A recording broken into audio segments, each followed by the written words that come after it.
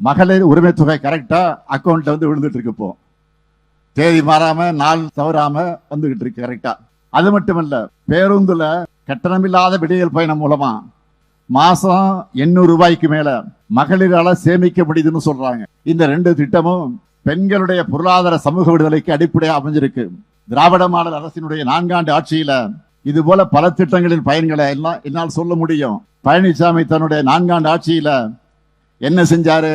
இதே மயிலாடுதுறையில நாம் சிலை அமைச்சிருக்கக்கூடிய மூல ராமாமிர்தம் பெயரிலான ஏழை பெண்கள் திருமண உதவி திட்டத்தை 2018ஆம் ஆண்டோடு நிறுத்தினவர் தான் பழனிசாமி. மாணவர்களுக்கான லேப்டாப் திட்டத்தை நிறுத்தினவரும் அவர்தான். அவரு எனக்கு டாடா பை பை சொல்றாராம். மாண்புமிகு 10 தோல்வி பழனிசாமி அவர்களே, 2019ஆம் ஆண்டிலிருந்து தமிழ்நாட்டு மக்கள் தொடர்ச்சியா உங்களுக்கு டாடா பை பை சொல்லிட்டு தான் இருக்காங்க. இந்த தேர்தலில் உங்களுக்கு நிரந்தரமா குட் பை சொல்லிட்டு போறாங்க. மக்கள் இனி ஒருபோதும் உங்களை நம்ப போறதில்லை. அட ஏன் உங்க கட்சிக்காரங்களை தேர்தல் களத்துல உங்களை நம்ப தயாரா இல்லை. ஒரு காமெடியில வரும், ஒரு திரைப்படத்தில் வரும், அதுக்கெல்லாம் நீ சரிபட்டு வரமாட்ட.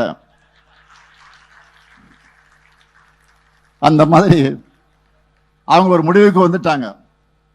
இதை தெரிஞ்சுக்கிட்டு போலியா ஒரு பிம்பத்தை உருவாக்க ஒரு படம் இருக்கு. படத்துடைய பேர் தெரியும் உங்களுக்கு, சுந்தரன் டிராவல்ஸ்னு. அந்த மாதிரி பஸ்ஸை எடுத்துக்கிட்டு கிளம்பிட்டாரு. இப்போ அந்த பஸ்ல இருந்து புகை வர்ற மாதிரி இப்ப ஒரு வாயிலிருந்து பொய்யும் அவதூறுமா வந்துகிட்டு இருக்கு. மக்கள் உங்களை நம்ப தயாரா இல்லை.